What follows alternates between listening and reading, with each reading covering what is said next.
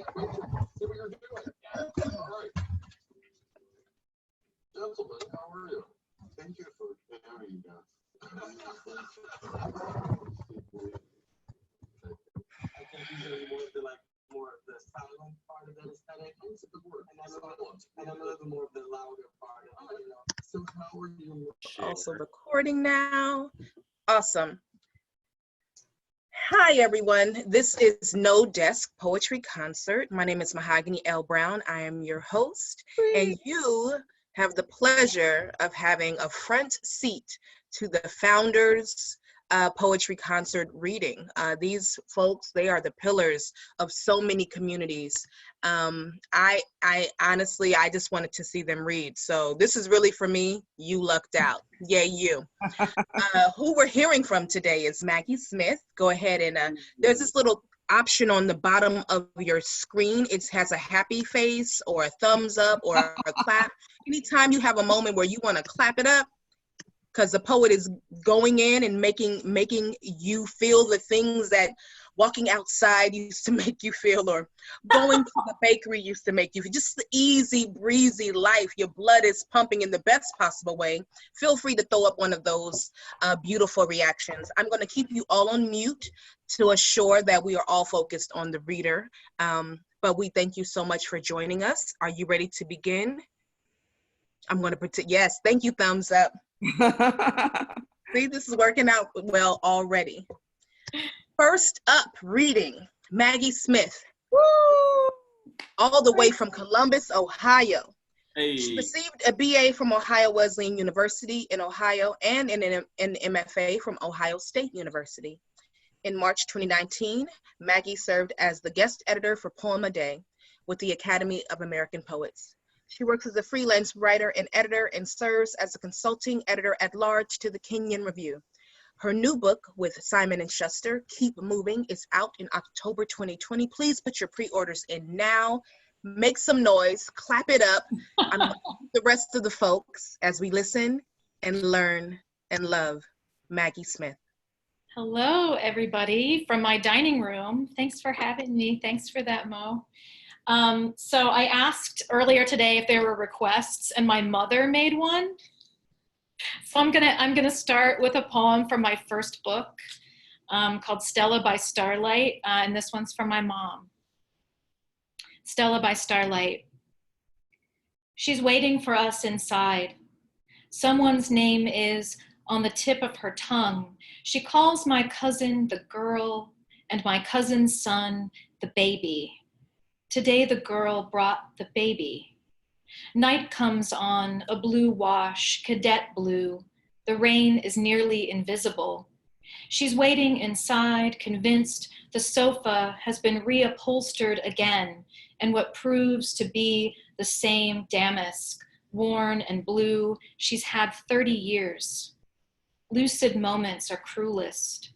She asks me where I've been, and then she's gone, calling her cigarette knife, grinding out her knife in the pewter ashtray shaped like a seashell. Her blue house slippers are embroidered with pink roses, green leaves. Her hair is set. Her heart is an instrumental on the old radio. She hums the melody. It's a song, and the name is... All right, so I thought I'd read some poems from Good Bones. The ones I'm not tired of yet. We all get tired of our poems, don't we? Sometimes. There's a series of poems in this book that I call nonnets, which is sort of like not quite sonnets. They're 14-line poems. And they were all inspired by questions that my daughter Violet asked in the car when she was 3 or 4 years old. So this poem is called Past, and the epigraph is the question she asked when she was 3, which is, what is the past? Something I've been thinking a lot about these past few weeks. We needed a word for everything before. See how my saying this is already there and there for good. No fishing it out of that deep water, the deepest there is. The past is a tide that drags out but won't return to shore. Even your question has been carried off. Look, you can see it floating. Anything heavier settles unseen like wreckage for a silver ribbon of fish to slip through. The past is not all distant. We can stand at its edge, watching the waves do the back-breaking work of pulling away. From the shore, the past seems to go on forever because it does. We say it was a different time, but all times are different. This one, for instance, and again, this one. All right. I also had a request for this poem, which is maybe the saddest poem I've ever written, but it also makes fun of my lack of exercise. So you can do those things in one poem. It's called Let's Not Begin. Let's not begin the poem with and, though it begins that way in spirit, one in a long list of, let's not call them grievances. I'm trying to love the world, I am, but is it too much to ask for 2 parts bees, vibrating their cups of pollen, humming a perfect A note to 1 part sting? Worry and console, it's how I stay in shape. See, I'm sweating. Some nights my daughter cries, I don't want to be in the dirt, and this is what I call a workout. My heart's galloping hell and gone from the paddock. I don't want to be in the dirt because I'll miss you. And there's no stopping me. But let's not end with the heart as hoarse, fear-lathered, spooked deaf. I'm trying, I am, for her. If I list everything I love about the world, and if the list is long and heavy enough, I can lift it over and over. Repetitions, they're called, reps, to keep my heart on, to keep the dirt off. Let's begin with bees and the hum and the honey singing on my tongue and the child sleeping at last. And.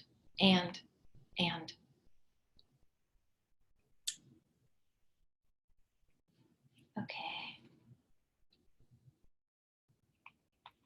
I haven't read this poem in a while, so I thought I would read it. It's called Illustration. Night was a secret we kept from the children. They had never seen it except in picture books, the sky ombre, blue at the roofs, gone indigo, gone plum, gone black at the margins. Stars impossibly star-shaped, the moon flat and round. When after dark they pressed their palms to our windows, the children saw only themselves. If they thought of their hands as 5-pointed, they never let on. How many dimensions did we owe them? One more than we gave. The only depth they knew was depth of color. The only moon they knew, a white hole in the wallpaper. The only stars sharp-fingered and near enough to pick at it. The children weren't prepared for the night they'd find, finally stepping outside, the sky wholly black, black root to tip, the stars like freckles, they marveled, no shape at all.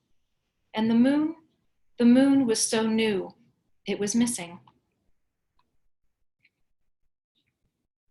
Okay. I'll read Good Bones.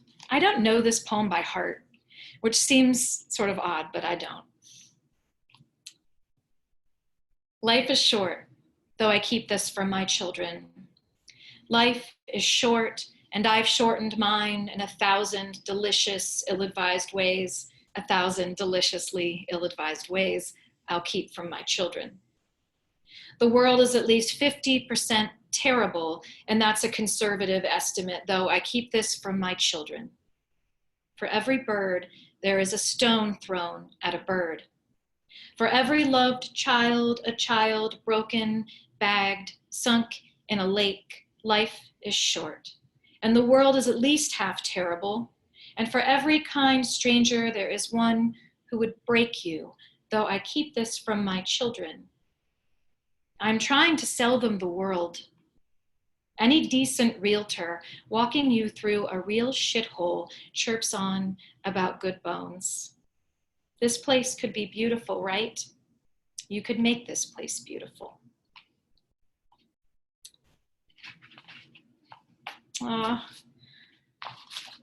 Okay, I thought I would read a couple newer ones. I found this poem and I haven't looked at it in a long time and I've never read it aloud, but it feels sort of right because it's set around Passover. So here we go. The title is "This Year the Role of Boiling Hail Will Be Played by Blank." My 4-year-old son says God made the planets, even Mars. Yeah, God's in space, he says. This is the same boy who played the boiling hail in his preschool Passover play, Each Child a Plague. I took pictures, his t-shirt covered with taped on red streamers and small white balloons. Some people believe in plagues, I told him. Some people believe that God set each planet in place, each moon and star. Can't you just see him with his tweezers and jeweler's eye, muttering under his breath and painstakingly affixing? Some people believe he set you here, I say, set me, that there are no mistakes. Some people believe that. I believe it, he says.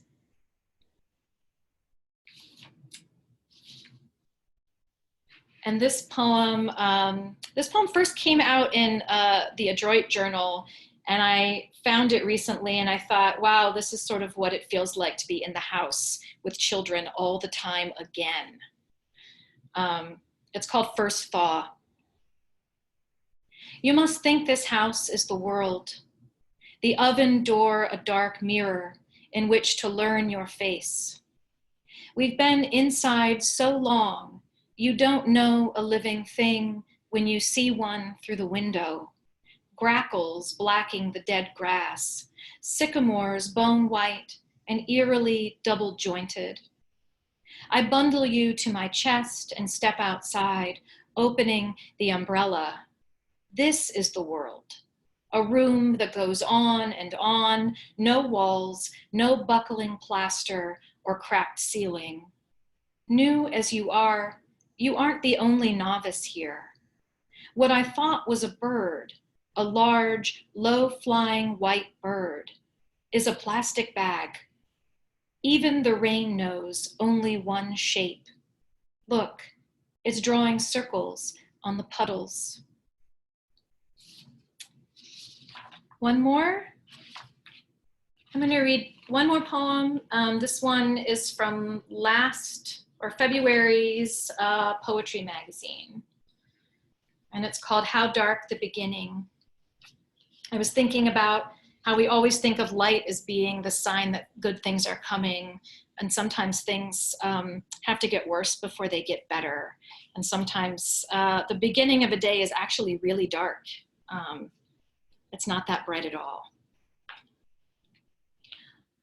All we ever talk of is light. Let there be light, there was light then, good light. But what I consider dawn is darker than all that.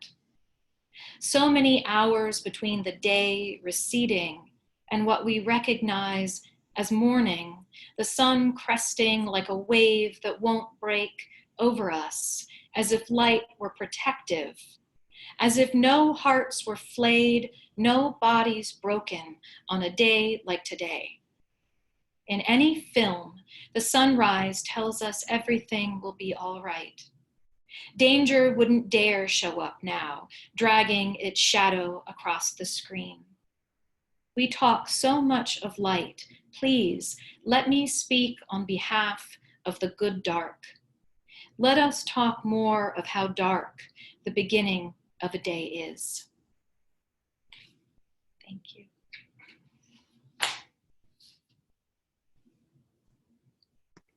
Wow.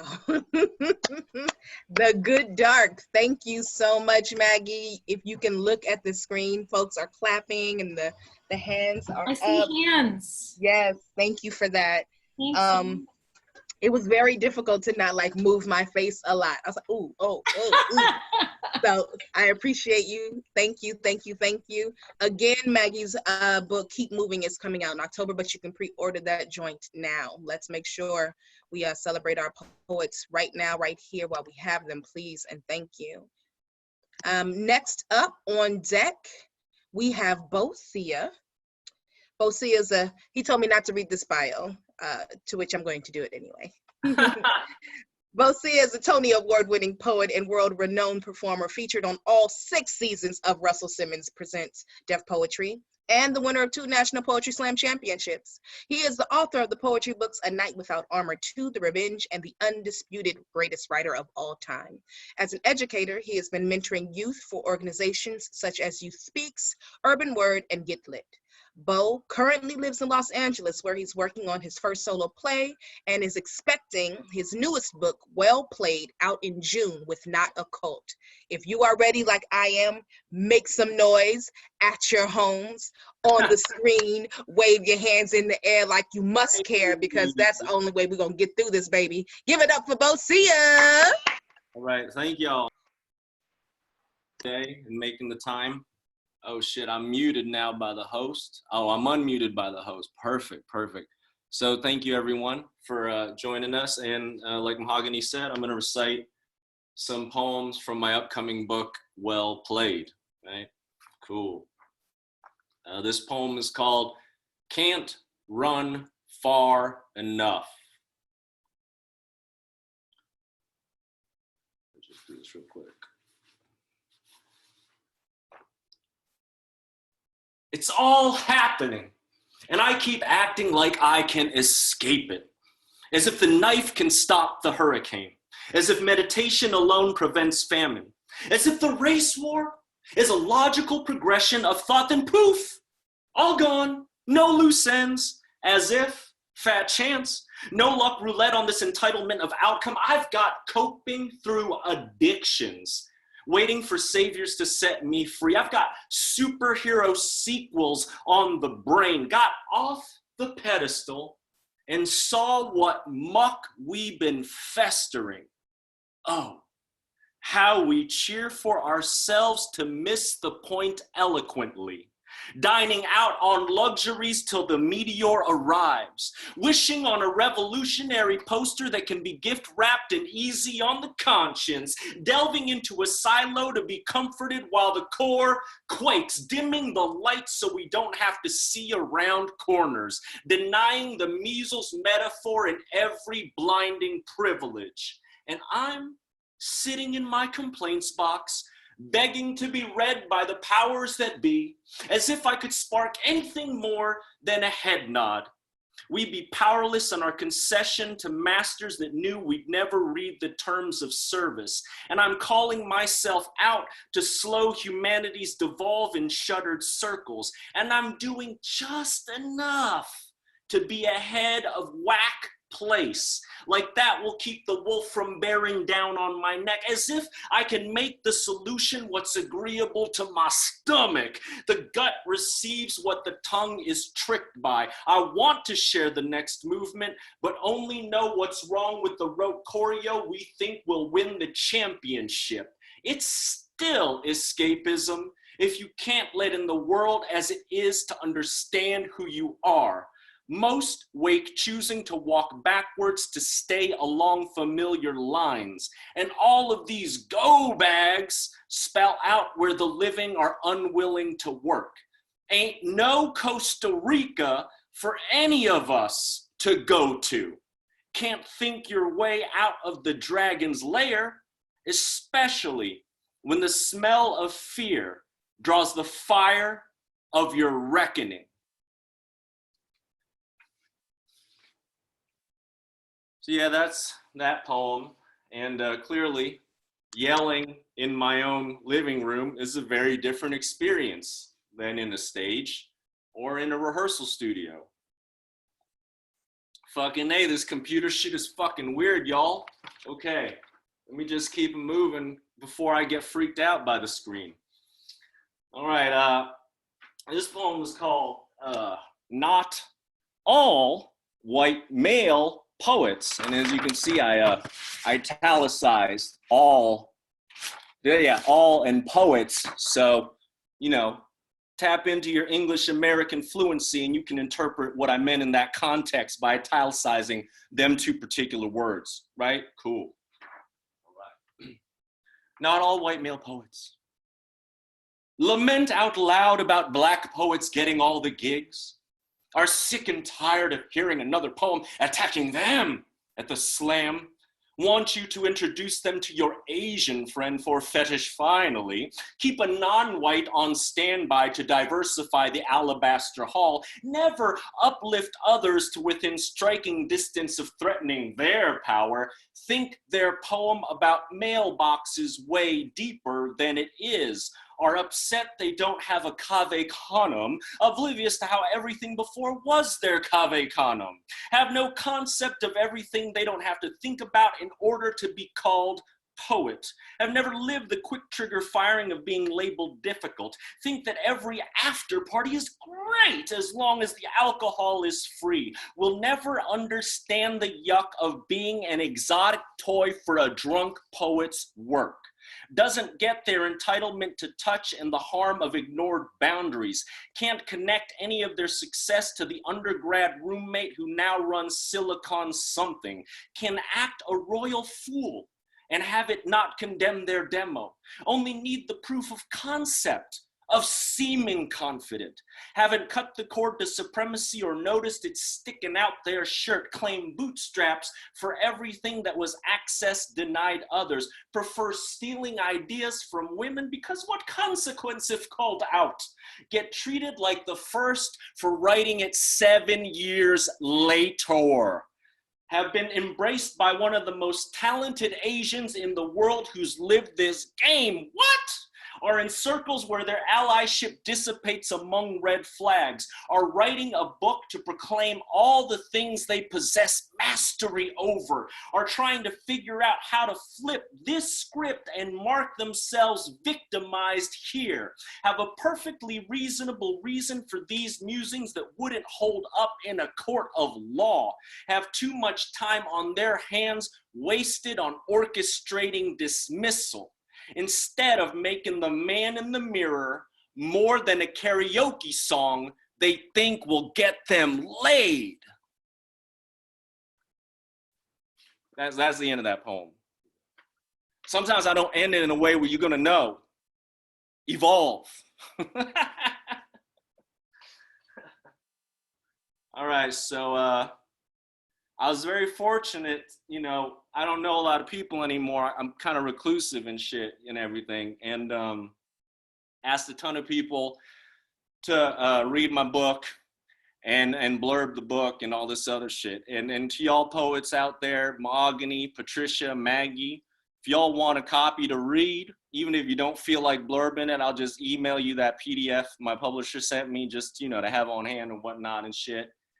But a great author named Jelaine Lee, also a poet who wrote Not My White Savior, requested that I recite this poem from the book. It's called Growing Up Banana. How I learned what they say when no black people are around. What made ordering at Sizzler less gawkfest for family, which gave me access contrary to the world of 80s sitcom, that I used like a tourist who thinks they can move somewhere after a nice weekend of visiting. Getting clowned for your eyes at the sleepover feels like being seen to the invisible, which is better than being ESL ridiculed daily, which is better than being blamed for the auto industry, which is better than being a walking enemy of war, which is the lie I kept scribbling in my journal. Unaware, I was writing a post-dated letter to my younger self, on how to discern between survival and fulfillment. That one.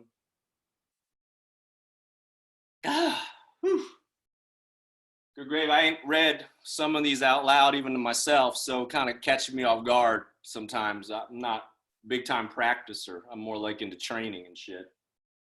I think I'm near the end of my time because I'm notorious. Everyone in this room knows I can lose track of time on stage because I get to yell and these yells expand in ways motherfuckers don't like. I mean, you could ask anybody. Patricia been with me, plays, she's like, God damn, dude, they said 20 minutes. Anyway, I think this will be the last one to make sure I'm in that sweet spot, you know. And Mo will tell me where I'm really at because that concepts of linear is not so good for me. This is called Has Been. I wrote this for myself, but I wrote this also for an era we go through, and an era we try to trap ourselves in and don't have to, okay? Called Has Been. Holy shit, it feels good to be a has-been. 'Cause you know me. Has been an addict to writing until I'd forgotten my face. Rage until I lost my voice. Regret until I started slow deathing the future. I has been a son blaming his parents for America, a friend getting got because never taught boundaries with white people, a partner chasing love to run from everything I don't like about myself. I has been forcing the issue instead of listening to my heart.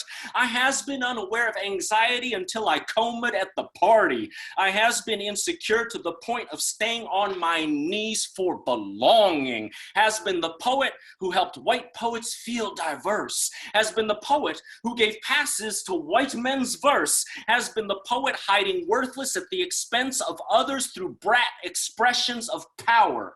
Has been the poet who almost kept working with death. Has been the poet who almost got stuck in the Beats bedroom. Has been the poet who almost forgot the plot twist in the legend's story. I accept whatever fate befalls me, because I has been too hung up on getting mine. Too victimhood as denial tool, too fuckboy in a love ploy, who has been so depressed shutting it out, so depressed letting it be definitive, so depressed wondering why my life didn't turn out the way early accolades suggested it would based on all the things I'd read by colorless poets in the quiet room, didn't see that the trophies, the trinkets, and the treats of triumph weren't the only things I has been. Stuck in diminishing returns of celebrated angst, was once the dragon sleepwalking through caverns claiming golden, waking in truth to release this regret, beginning to let go of all that deludes and the standing O, standing in my own, growing out of all the things I've been that would never fulfill this destiny. Thanks. Now you see, Patricia, I gave that slam ending so you knew it was done. You see how I did that shit? I wrote that one so you knew that's the clap time. Destiny. Give it up for Beau Sia with the clap time. Thanks, Maggie. That's the quotable. That's the quotable. Thank you, Beau Sia. Yes, please send me the PDF. I'm ready to read and blurb and do whatever is asked. You got Because that. that joint was fire. More fire. Okay, are y'all ready for your next poet? Say, oh yeah, at your house. On mute. Yes, I like it. I like it. We have Bob Holman, who is about to read. Bob, are you there? Bob? I am certainly here, as you are Good certainly stuff. here too.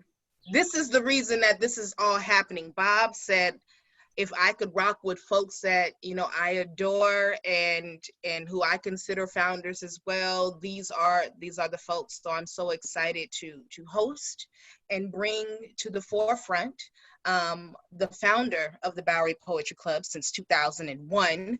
That's the big work right there. For his decades of work in service to the arts and community in New York and beyond, Holman has received numerous community awards, including the Poets and Writers Barnes and Noble Writers for Writers Award in 2003, NYU Community Citizen of the Year Award in 2005, the Elizabeth Cray Poetry Award from Poets House in 2006, Zebra Film Festival's Foundry of Poetry Video Award in 2010, the 2011 Hearing Our Voices Award from Voices Unbroken Incarcerated Youth Program, the 2011 Villager Award from Greenwich Village Historical Preservation Society, and the 2012 Urban Word Champion Award. Whoa, deep breath. In 2019, he gave readings in Chile and made a poetry film in Rapa. He's published 2 new books, written 50 Years Apart, Life Poem, a book-length poem written in 1969, and The Unspoken, recent and selected poems from YBK Bowery Books. Are you ready, dear sir? I guess I am. Thank you. Yes. Thank So you. excited to have you. Clap it up for Bob Holman. Thank Yo. you. And it's so great to have Mo be the continuation of what's going on at the Bowery. Our new director, working right here, new directions happening all over town at Gathering of the Tribes. Steve Cannon's joint. Travisa Woods is the new director. She's watching us, listening to us here today. Lots of things been going on as we've all been sequestered or quarantined. And in my family, both of my daughters have had babies in the last 3 months. And I get to see them every day on FaceTime. But one daughter, Daisy, told me that her 4-year-old, let's see, Sophie has a daughter named Eileen that was born on December 29th. And Daisy has her second daughter, Ramona, who's, no, Ramona's the first. Let me keep them straight here. Helen, who was born on March the 30th. So she said that Helen had never heard me do this poem called The Other Thought, The Impossible Rap. It's a poem that in the last 4 years, I've probably done about 20 or 30 times, but Ramona's never been in the audience. So Ramona, this is going out to you. And for the rest of us, it's an example of fascism, how fascism begins at home. We have to always be on the alert for it. So why not think the other thought? Now, last night, just as I was passing into sleep, one final thought began to race me to the dream, intercepting the sweet powers of Morpheus and pressing me to wakefulness and purpose. I drew my pen and prepared to set down this marvel, the final thought of my existence, or so it seemed. The thought itself was panting, near death as I retrieved it. It called itself the other thought. What? A thought appearing in my mind that's not of my thinking? A thought I thought I'd exiled that thought, banished it as not of me, not me enough. Then what should happen but the other thought should say to me, please shut up. And then the other thought continued. Do not dwell upon the political implications inherent in your own inability to entertain any but your own precious thoughts, buddy.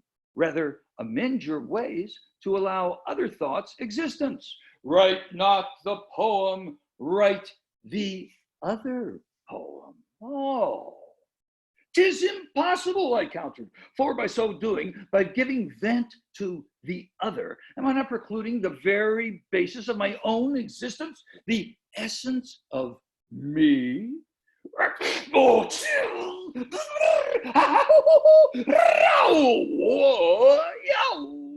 And at that, the other thought became a shiver that scoured my spine, and I find myself engaged in application. To wrap the rap of the truest groove, there's no stopgap from the first remove. This either or thing is just one more thing. A touch too much, a tad too bad, a bit too wit, a mite too tight, explode in your mind, a tiny grenade, leaving the impression the other thought made. Oh, the other thought. I never thought the other thought. I never thought the other thought. I never thought. Wait a second. Wait a second. This is impossible. It's impossible, but undeniable. It's ubiquitous. Don't hold me liable. I might as well go to bed. Chill that hot thought head. Good night. Sleep tight. Twixt waking and sleeping, the other thought is seeping in place right before your face with a certain grace. Well, in that case, is it impossible? A sine qua non. It's a itsy bitsy skitsy. Other thoughts on the phone. It's so humiliating when your brain is on-call waiting. It's so humiliating when your brain is on-call waiting. Back before you thought it. Back before you were there too. How do you do? Is your thick on the blink? What is it to you? You can't tell what from what not. Well, that's what the other thoughts thought. Oh, that's real clear. Take your tongue out of my ear. Another other thought is surfacing. The surface disappears. Caramba, take a number. Get in line with your mind. Get in line with your mind. I'm in with the out crowd. The other thoughts crying out loud. Take the alternate, take the alternate, take the alternate, take the alternate, take. Oh, the rush to resolution is not a solution. The impossible rap is ready to appear. Is it possible that you are ready to hear? It's got something to do with what you just said. The thought you can't remember in the back of your head. The dream you don't surrender when you get out of bed. Just return to sender. Think the other thought instead in order to transcend the end. That's the way it ends without the ending. Oh, you know, that piece is on the album In With the Outcrowd, named by Hal Wilner, who died of the coronavirus this past week. Last night, Saturday Night Live did a wonderful remembrance of Hal.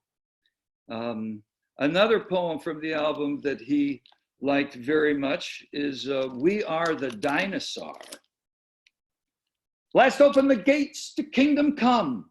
Whoops, what happened to everyone? I planted a seed, it grew into a gun.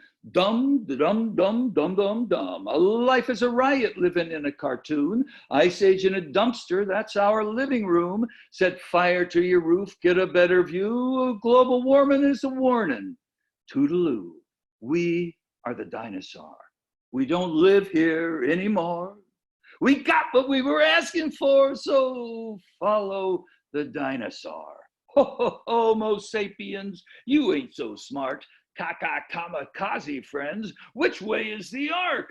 The world is dialing 911. The don't walk sign just changed to you better run. What we've been waiting for has long since come, and dum, da, dum, dum, dum, dum, dum. Cross the scorching sands with my big fat feet. You know it's hard becoming diesel fuel with nothing to eat. Better quick catch us quick. We're out of here. We're pre-winged birds. We tend to disappear. Hurry, disappear. Back to the past. Did you really think the future was gonna last? It's ending with a bang, so let's have a blast. Tonight, dine cannibal. What a contrast. Chauffeured ambulances race into the prom. Santa, please bring me a neutron bomb. Recycle the planet before the earth is a grave. But excuse me, I gotta get back to my cave, cause we are the dinosaur. We don't live here anymore. We got what we were asking for, so follow the dinosaur. Yep, that's from this book here, The Collect Call of the Wild, if anybody can remember what a collect call is. That's a painting by Elizabeth Murray, my wife, and there's a painting by her behind me as well. I guess we're spending the time now alone with the alone, as Plotinus said. Either that, or we are all realizing that no person is an island, entire until ourselves. We are all part of the continent, a piece of the main. Certainly, the way the coronavirus is ripping through us connects us all, but so does our reaction to it. You know, I'm thinking now of That was John Donne, by the way, who said that about the no person is an island, which concludes, don't ask for whom the bell tolls. It tolls for thee. I wanted to read a little bit of Tongo Eisenmartin, who's doing the workshop here for Bowery Poetry.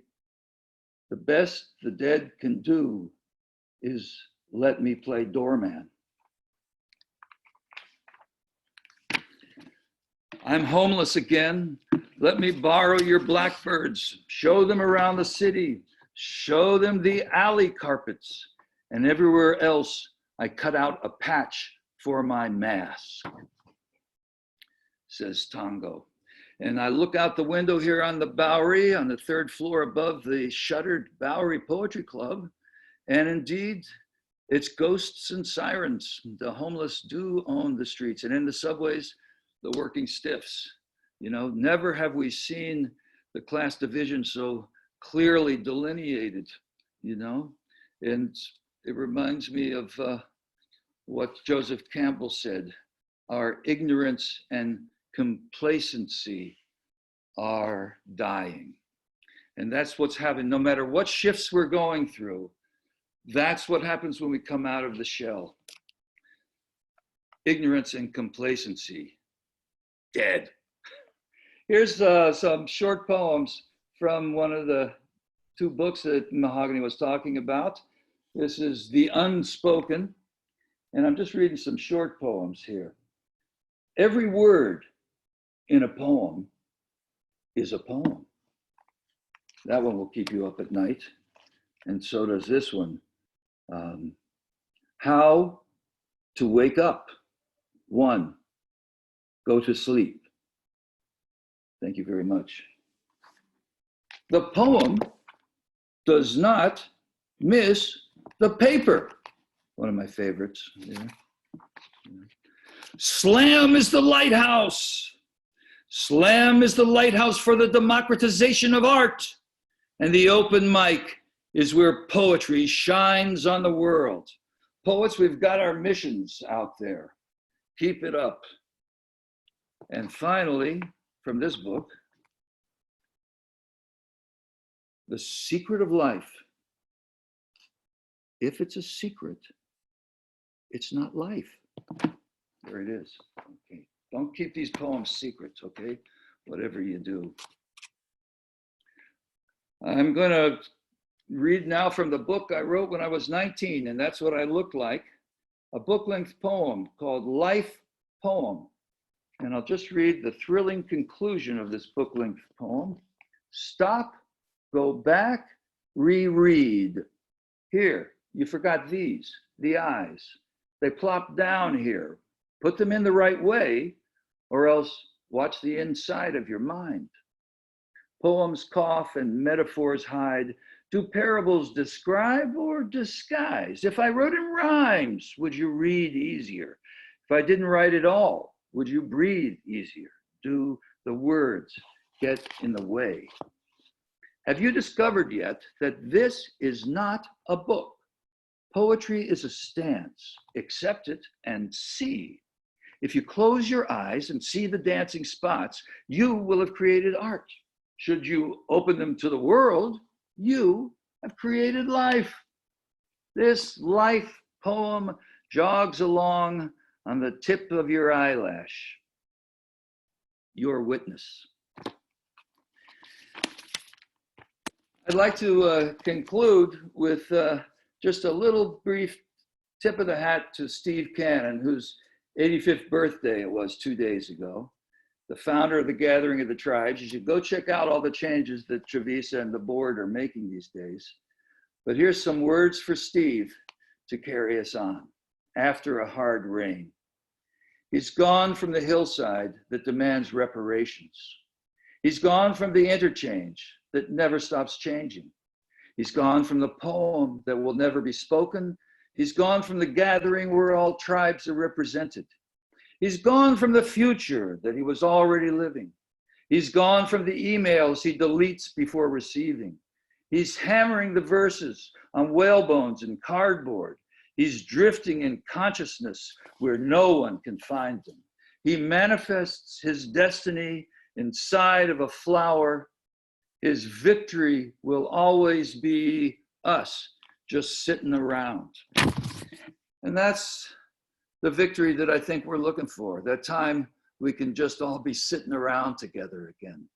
So I want you to know I'm holding you all, and I love you all. Thank you so much for being here today. Poetry lives. Give it up for Bob Holman. Claps, snaps, throw them high fives in the air. Thank you, Bob. Thank you for bringing me on board and believing in me and thinking of me in this way that I didn't really consider. I appreciate it. I'm happy to see what happens next with EPC and with you.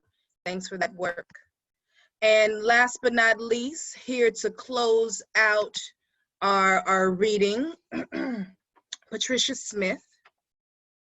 Her many accomplishments include a Guggenheim Fellowship, acceptance at Citavelian, a National Endowment for the Arts grant recipient, a two-time winner of the Pushcart Prize. Her work has appeared in Best American Poetry, Best American Essays, and Best American Mystery Stories.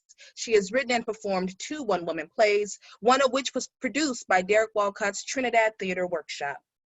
Patricia Smith is a Cave Canem faculty member, teaches in the MFA program at Sierra Nevada College, and is a professor of creative writing at the City University of New York, College of Staten Island. She lives in Howell, New Jersey. She is my pillar. She is who I want to grow up and be if I ever had the chutzpah to get it done right. Welcome to the screen, the one and only Patricia Smith.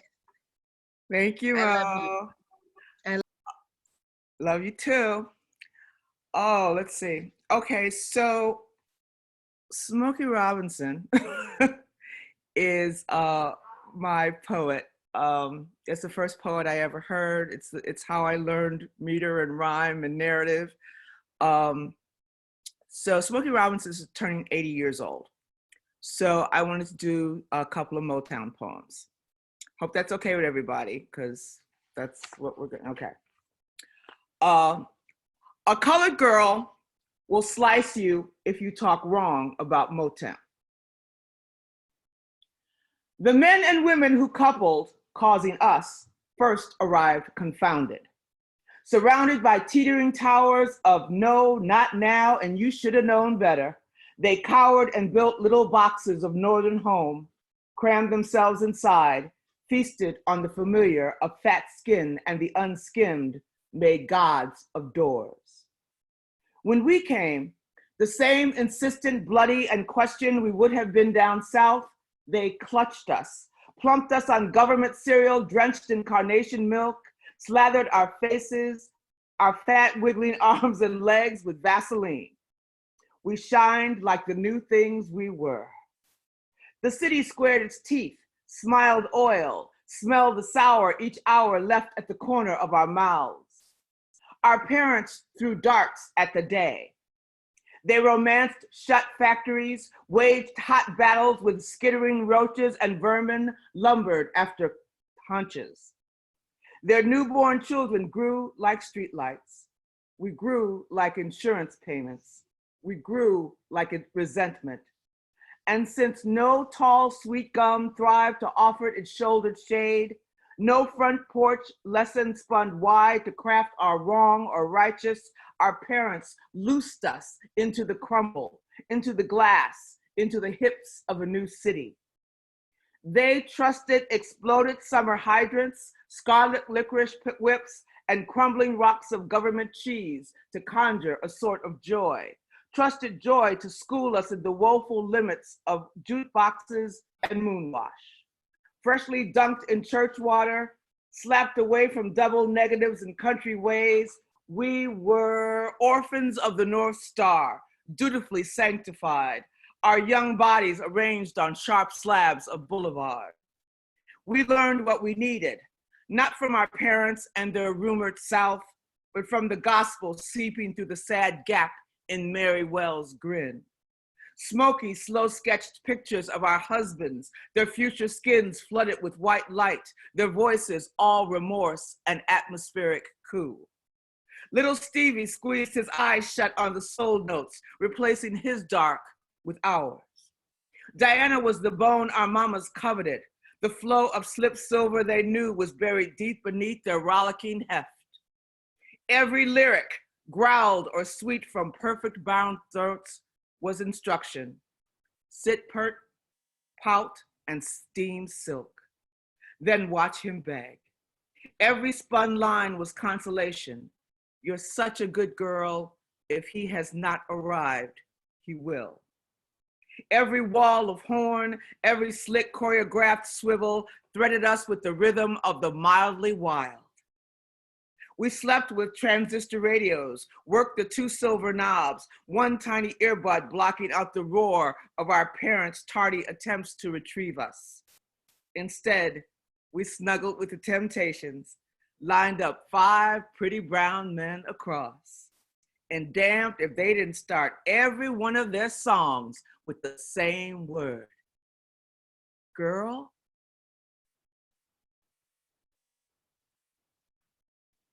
Thank you. Thank you. All right. Motown Crown. And then I'll be done.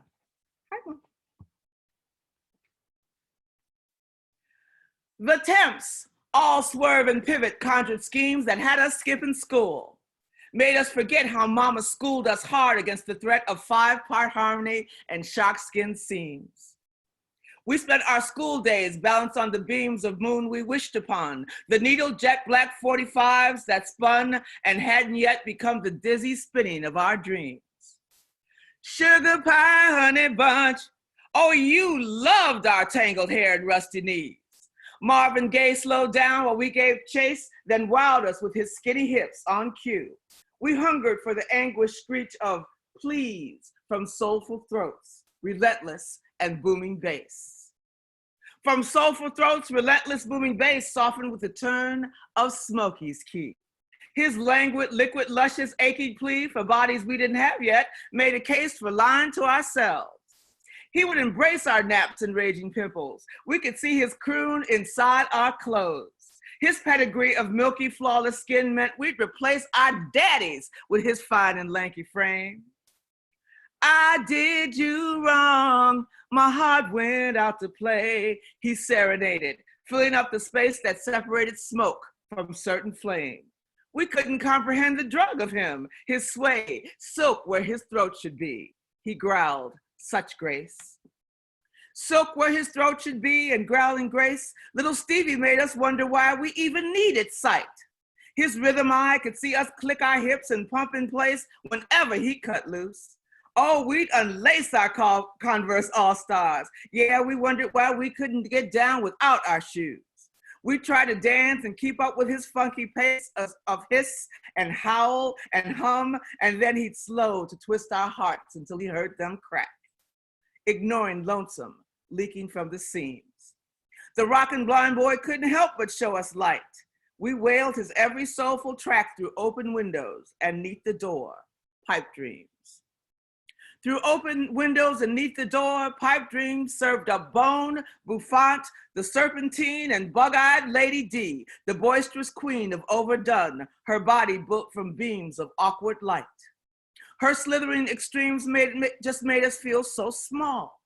Insanely lean, everywhere she stepped, she caused a scene. We craved her wigs and waist and crafted schemes that would ensure our hips would soon be thin, that we hear symphonies, wouldn't hurry, love, because Diana said, make sure it gleams no matter what it is. Her different spin, a voice like sugar air, no inkling of that soul beneath the vinyl, the Supremes. That soul beneath the vinyl, the Supremes knew nothing of it. They were breathy sighs and flowing hips, soul music's booby prize. But Mary Wells, so drained of self-esteem, was a pudgy barstool riding bucktooth dream who none of us would dare to idolize out loud. She had our nightmares memorized, and like or like it not, she wailed our theme while her too blackness made us ill at ease, and we smeared Ultra on to reach for white. When Mary's My Guide blared, we didn't think race, because there was all that romance and the keys that Motown held. Unlocked, we'd soon ignite. We stockpiled sequins just in case. We stockpiled sequins just in case the Marvelettes pronounced we'd benefit from little dabs of shine. If we could get inside their swirl, a kind of naughty place, we knew that all the boys would have to brace themselves against our heat, much too legit to dress up as some other thing. We split our blue jeans trying to match their pace, and soon our breasts began to pop. We spoke in bluer tones, and Berry Gordy looked and licked his lips. Our only saving grace, the luscious, liquid, languid tone of smoke, the soundtrack, while our 8-cup bras unhooked. Our sudden Negro hips required more space. Our sudden Negro hips required more space, but we pretended not to feel that spill that changed the way we walked. And yes, we still felt nappy, awkward, strangely out of place, while Motown crammed our eager hearts with lace and storylines. Romance was all uphill. No push, no prod, no bitter magic pill could lift us to its light, and not a trace of prizes they said we'd already won. As mamas called on Jesus, shook their heads and mourned our Delta names, we didn't dare to care. Religion? There was only one. We took transistor preachers to our beds, and Smokey sang a lyric, dripping cream. While Smokey sang a lyric, dripping cream, Levi tried to woo us with his growl. I can't help myself.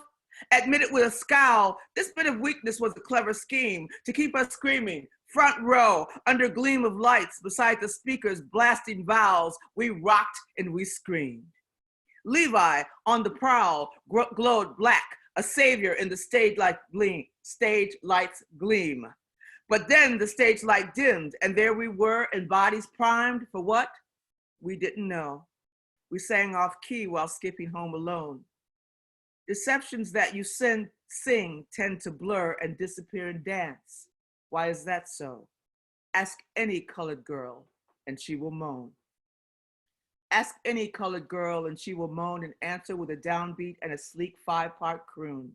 She's dazzled and she'll shriek what she's been taught. She won't be long alone or crazed with wanting more. One day she'll own that quiet heart that Motown taught to speak. She'll know that being the same makes her unique. She'll worship at the God of microphone until the bass line booms, until some old temptation leers and says, I'll take you home and heal you in the way the music vowed.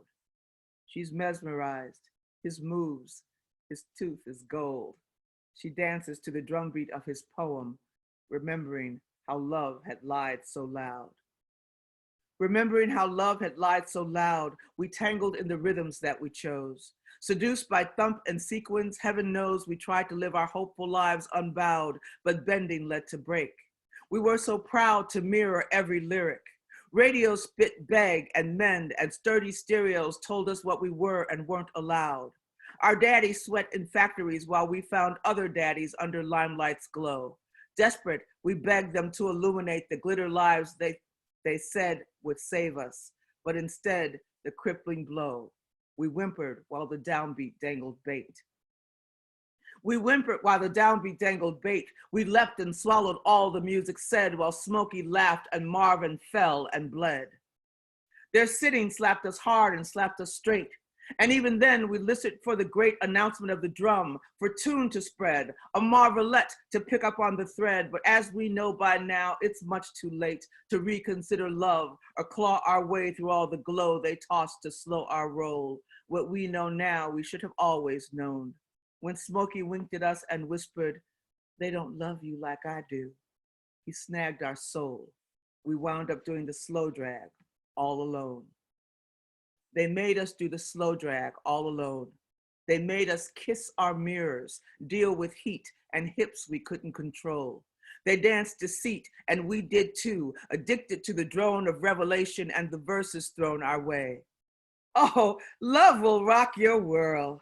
The sweet, sweet fairy tale we spin will certainly beat the real thing any day. Oh yes, we own you now. We sang you, pliable and clueless, waiting, waiting, waiting. Oh, the dream you'll hug one day, the boy who craves you right out loud in front of everyone. But we told you, we know we did. We preached it with a shrug. less than perfect love was not allowed. Less than perfect love was not allowed. Temptations begged as if their every sway depended on you coming home to stay. Diana whispered air, aloof and proud, to be the perfect girl beneath a shroud of glitter and a fright she held at bay. And Michael Jackson, flailing in the fray of daddy love, succumbed to every crowd. What would we have done if not for them, wooing us with roses carved of sound and hiding muck we're born to navigate? Little did we know that they'd condemn us to live so tethered to the ground, while every song they sang told us to wait. Every song they sang told us to wait, and wait we did, our gangly heartbeats stunned and holding place. Already so outgunned, we little girls obeyed. And now it's late, and CDs spinning just intimidate. The songs all say, just look at what you've done. You've wished through your whole life, and one by one, your trusting sisters realize they don't rate. So now, at 60 plus, I turn around and see the glittering drifting in my wake and mingling with the dirt. My dingy dreams are shoved high on the shelf. They're wrapped and bound so I can't see and contemplate that ache. The temps all swirl and pivot, conjured schemes. The temps all swirl and pivot, conjured schemes, from soulful throats, relentless booming bass, then silk where throats should be. Much growling grace, from open window, neath the door, pipe dreams that sold beneath the vinyl. The Supremes used to stockpile extra sequins just in case Diana's Negro hips required more space, while Smokey penned a lyric dripping cream. Ask any colored girl and she will moan, remembering how love had lied so loud. I whimpered while the downbeat dangled bait and taught myself to slow drag all alone. Less than perfect love was not allowed, and every song they sang told me to wait. Thank you guys. Thank you. Woo! Thank you. It occurred to me two things. One is I shouldn't have read the first poem because The Crown was so long. And the second thing is there's a line in there that says, so now at 50 plus, and I had to change it. Too bad you don't look it, so you could just keep it. Just keep it as it is. Thank you, baby girl. You're looking good. Now we have a couple of questions. Just before y'all go, I'm gonna unmute Bob and Beau and Maggie. Folks, please make some noise for the folks, for the readers, for our amazing readers. How dope are they? They really gave us their all for an hour. So my question would be, how did you, I don't know if you knew that you would become legendary at this, but you are. So how would you give advice on creating the foundation for your work to continue, for your community engagement to continue, and for your wellness to to continue? Like, we need all of those things to be balanced. Wow. No pressure. No. None. Biggest question ever. No. I know. Oh, wow. You know what? I think what's really miraculous is, I'm always telling my students that you should consider yourself a storyteller above all else. Mm-hmm. I know we all slap our different genres on, and then even within the genres, we've got, performance and slam and so-called academy poets, all of which is nonsense. But if we can just remember the inherent power of the story, even when we were slamming and doing things like that, it was a device and it was a way to get words out there. But what we were really doing was showing up someplace with rooms full of strangers, and everyone, it was critically important to them to get their story out into the open air, and when I look around it, and at a certain point I thought, well, I'm this age, or, at this stage, and who my audience is. But I love, love, love the fact that I can see, you know, high schoolers and middle schoolers and all that. And I think what or what we all try to do is let them know how important their stories are as early as we can. Mhm. So it doesn't matter if it's in verse, it doesn't matter if it's a rap song, it doesn't matter anything.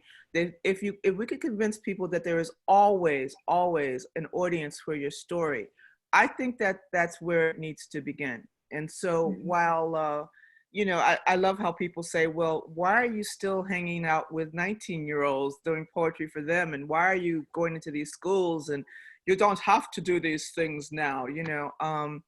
I think they misunderstand why I got into poetry in the first place and why I stay in it. You know, just know there are no lines, there are no boundaries, and if we can keep doing that, I mean, I'm sitting here, I'm looking at Beau Sia. Beau and I go back like 85 years now, I think. Well, you know, and still, you know, his stories are effective as they were the first time that I saw him. And it was interesting to see people say, "Oh, Beau's going to be on it. It's going to be great," you know. But I think that we have a real appreciation for the stories we've been telling each other all these years, and just making seeing the realm widen and everybody's story fitting inside. Thank you. Thank you. Yeah. So. Beau? Yeah, I wanted to say on this that I always knew I would be a legend, number one. Number two, that really, the time I was 15, I was like, I'm fucking going to take this shit, right? But I would say this to everyone who's young. You do not want to pay that price to chase that thing. I would say that. Like, to chase after that thing, to build the requisite number of accomplishments and whatnot, so that within your field everyone acknowledges you as such, both in how they pay you and how they give to you and how they excuse your shit behavior. You don't want to chase that thing. You really don't. What you really want to do, and this is coming from paying the price. This is not coming from, hey, you want to be a good person. This is coming from, oh, I really tried to fucking get all that shit and I thought it would solve everything going and raging within myself. FYI, does not accomplish that shit. So I would say like two parts. Number one, so grateful. You know, though I've never met Maggie Smith, I read her tweets and they inspire me, just motivate me on down days. It's so crazy. I didn't even know this was going to happen and it blew my mind. But second to that, Bob and Patricia have been examples in my life. And so they talk about being around young people, and young people like me back then, they knew me as a teenager. I didn't hear anything they fucking said. I didn't listen to anything. I had my own ideas. I was going to be great. Fuck them. But their example, their continuing willingness of compassion to not like outright condemn me to my face, but be an example of something I could maybe one day be open enough to receive, been very beneficial to me when I started coming out of this thing, where I recognized like, oh, if I'm not right with me, everything else is fucked. So let me say this to all you young people. This is the last thing on the legend thing, because I love what Patricia said on the story thing. I want to just add one little layer. You need that art to get true with yourself. Really true. Even if you show it to fucking no one, you got to go to all those fucking nuanced places within yourself. You spend a lifetime doing it. Here's why. Not so you become great, not so you become a legend, but so that you reduce the amount of ways you lie to yourself and therefore cost you and those around you that you love.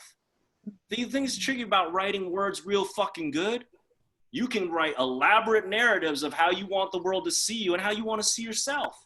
So when you get down to that page, when you open up and let in those great mentors that paid the price, remember this. The reason why you get right, get true, get honest with yourself is so that you do not cost you or those you love through the lies you keep perpetuating. Maybe that's projecting. I don't think so. No, I don't think so at all. I felt a couple of moments like, oh, yeah, get true with yourself. I mean, like, what I would say is maybe the best advice I've gotten is to fiercely protect your inner life. And I think that becomes even trickier maybe it's kind of easy right now because we don't have outer lives. Right. Or we have like very, very shriveled up outer lives. Yeah. But, you know, especially with social media and with everything, it just seems like it's so much easier to project out and project out and project out and project out. And that's not where the work is made. It's like the small, you know, kiln where the work is made is like very, very internal. And I think the best thing you can do, not for your career, maybe the best thing you can do for your career as a poet is not think about it as a career. The best thing you can do for your career as a poet is focus on the work.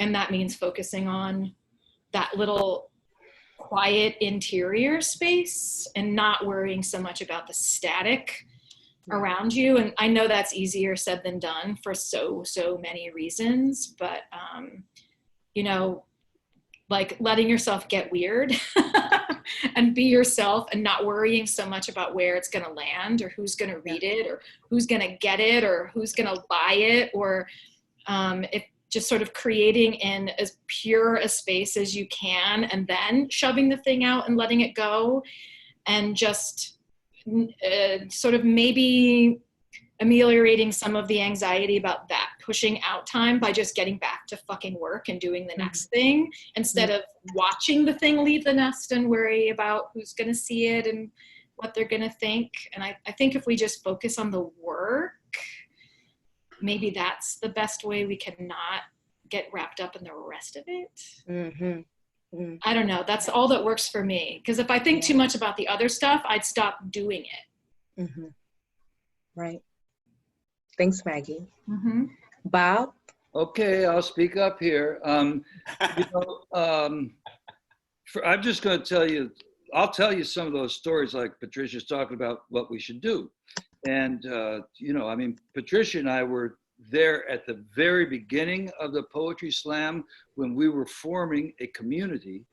And it really was, and we still are. I don't know. Slam itself has gone off in a lot of different directions, but what we had there at the beginning, and I think that's one of the neat things about starting something, is that if you're there at the beginning, you ain't institutionalized yet. You know, and is that a necessary step? I don't know. It seems to happen a lot. I don't know. But another thing, I'm thinking now about seeing Gwendolyn Brooks at the New Eurekan Poets Cafe when she came to the Poetry Slam and then stayed for the open mic. And by stay at the open mic, she did what she always did, which was she stayed till the end of the open mic at 4 o'clock in the morning.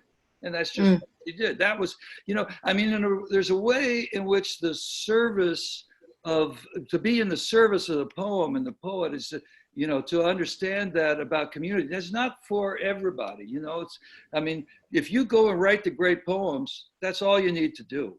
But when I was lucky enough to get a job with CETA, C-E-T-A, the Comprehensive Employment and Training Act of 1977, and work as a community poet for 5 years. I got paid to be a poet. 1 day a week was for me to write, and the other days I was in different communities. That led me to get a job at the Poetry Project, St. Mark's Church. And then from St. Mark's, I moved over to New Eurekan and helped reopen that place, you know, and then the Bowery. So it just is, you know, some people do it that way.